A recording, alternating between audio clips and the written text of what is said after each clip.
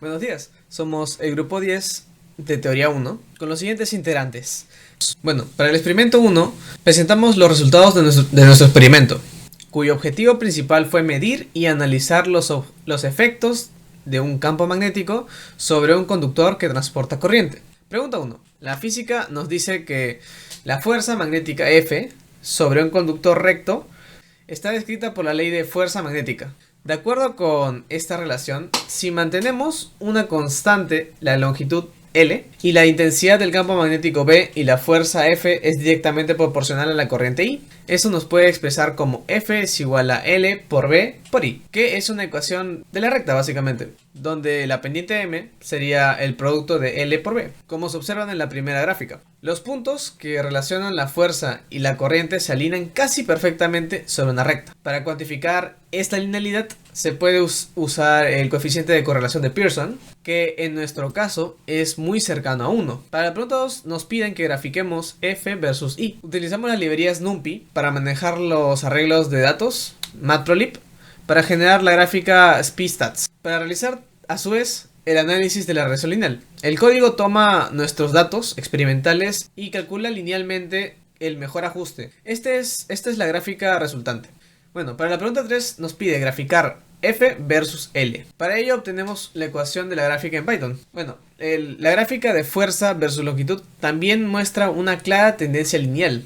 El coeficiente de correlación de Pearson fue 0.99469, confirmando una fuerte relación lineal de cada caso. En la gráfica de fuerza por corriente, la pendiente es igual a B por L. Por lo tanto, para encontrar el campo magnético despejamos B, bueno, M sobre L, y obtenemos 0.0798 teslas. Y calculamos el segundo caso, que es fuerza por L. La pendiente M es igual a B por I. Despejamos B y obtenemos B es igual a M sobre I. Obtenemos 0.737. Teóricamente estos dos valores deberían ser idénticos, ya que el campo magnético fue generado por el mismo sistema de imanes en ambos experimentos. Nuestros resultados son muy similares, lo que valida nuestro procedimiento experimental. La pequeña diferencia entre ellos puede atribuirse a errores experimentales inevitables. Nuestros resultados experimentales nos dieron estos valores y comenzamos con las preguntas. ¿Por qué al hacer girar el imán se produce una corriente? Bueno, la ley de Faraday nos dice que cuando el flujo magnético a través de un circuito cambia, se genera una fuerza electromotriz inducida. Cuando el imán gira sobre un eje vertical, el campo magnético que atraviesa la bobina cambia de dirección e intensidad. Esto debido a que el ángulo entre el campo y la bobina varía. Como consecuencia, el flujo magnético total cambia con el tiempo, haciendo cumplir la ley de Faraday para que nos pueda producir una FEM inducida. Buscamos en nuestro archivo TXT dos valores mínimos, los cuales aproximadamente se encuentran en la región señalada, y los restamos para hallar su periodo, el cual nos da 0.128 segundos. Finalmente, hallamos la velocidad angular, la cual está dada por la fórmula 2pi sobre el periodo, el cual ya calculamos con la diferencia de los valores mínimos, y reemplazamos. Como resultado nos da 49.0873 radianes sobre segundos. Anotamos los datos: el área, que es el radio en metros al cuadrado por pi, el periodo hallado en la pregunta anterior, y la resistencia. El primer paso fue hallar B pico, usando la expresión del enunciado, que sería el máximo menos el mínimo dividido entre 2, lo cual nos da un resultado en militeslas, pero para convertirlo a teslas lo multiplicamos por 10 a la menos 3. Ahora utilizamos la expresión que nos dio el enunciado para el flujo magnético, que sería B pico multiplicado por el seno del periodo por el tiempo multiplicado por el área. Ahora recordemos que la fuerza electromotriz inducida, el voltaje, se da por menos la derivada del flujo magnético multiplicado por el número de espiras. Entonces derivamos el flujo magnético y nos da este resultado. Y recordemos que la intensidad de corriente está dada por el voltaje entre la resistencia. Por lo tanto, dividimos el voltaje hallado entre la resistencia, lo cual nos da esta expresión. Finalmente, comparamos esta expresión con lo obtenido experimentalmente. Primero, buscamos en la hoja de datos que obtuvimos en el experimento un máximo, y lo comparamos con el máximo de esta función, que sería 0.004762 amperios, lo cual está muy cerca de el máximo que hallamos en el experimento. Además, tras graficar la función que encontramos de la intensidad y compararla con el gráfico de la intensidad en el tiempo, vemos que son muy similares en amplitud y en periodo. En la cuarta pregunta nos piden hallar la intensidad de corriente respecto al tiempo utilizando la ley de Faraday y herramientas de programación. Como primer paso, graficamos la intensidad de campo magnético del experimento respecto al tiempo, lo cual nos da como resultado esta gráfica de color azul. Después nos piden hacer un ajuste de curva de esta gráfica, pero para esto primero tuvimos que aplicarle un filtro de Savitsky-Golay para eliminar el ruido de alta frecuencia que afectaba la señal, ya que de lo contrario nos habría sido muy difícil hacer este ajuste de curva, lo cual nos da como resultado esta gráfica donde se compara la señal original de color gris con la señal suavizada de color azul y nuestro ajuste de curva de color rosado. Después graficamos la intensidad de corriente del experimento respecto al tiempo, cual nos da como resultado esta gráfica de color verde, y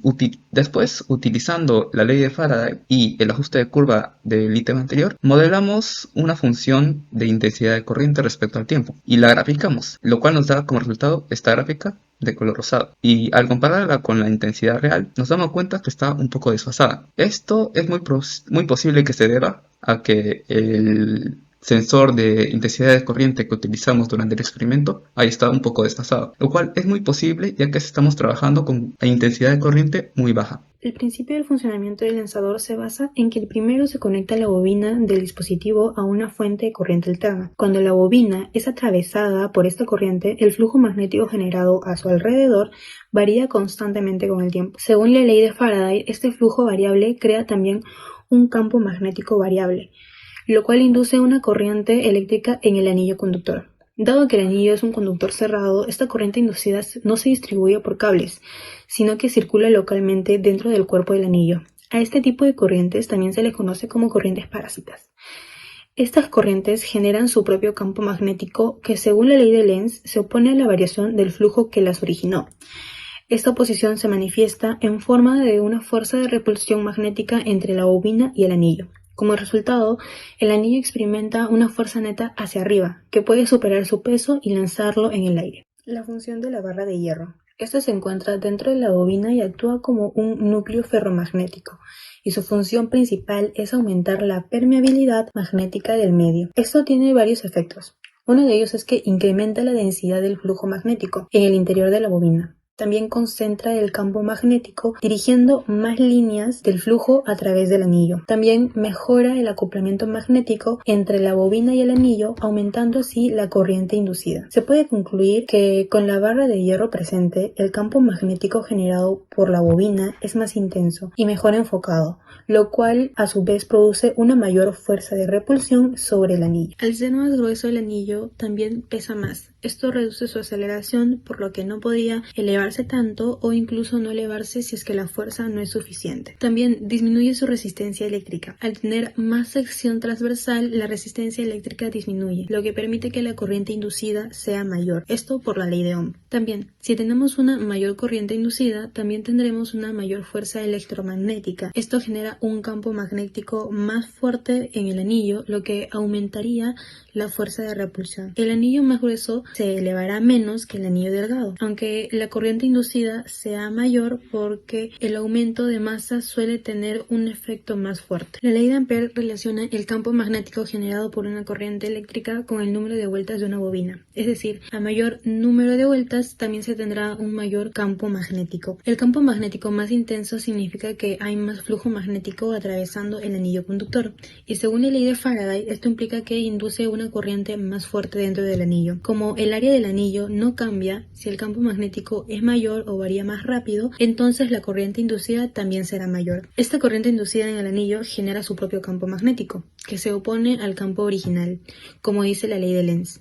Esta oposición se traduce a que haya una mayor fuerza de repulsión magnética entre el anillo y la bobina. Entonces se puede concluir que a mayor número de vueltas se tendrá un mayor campo magnético, por ende la fuerza de repulsión también será más fuerte y el anillo se lanzará con más velocidad y a mayor altura. Como conclusiones del experimento 1, se verificó que un conductor con corriente experimenta una fuerza en presencia de un campo magnético. En el experimento 2 se logró inducir una corriente en una bobina mediante el movimiento de un imán, demostrando de esta forma la ley de Faraday. La ley de Faraday permitió estimar correctamente la corriente inducida, con resultados similares a los medidos medidos experimentalmente. El programa de Python modeló adecuadamente la corriente inducida, facilitando la comparación teórica y experimental. Finalmente, en el experimento 3, se observó que el material del anillo y el tipo de núcleo afectan la altura del lanzamiento. El funcionamiento del lanzador se explicó con la ley de Lenz y la teoría electromagnética.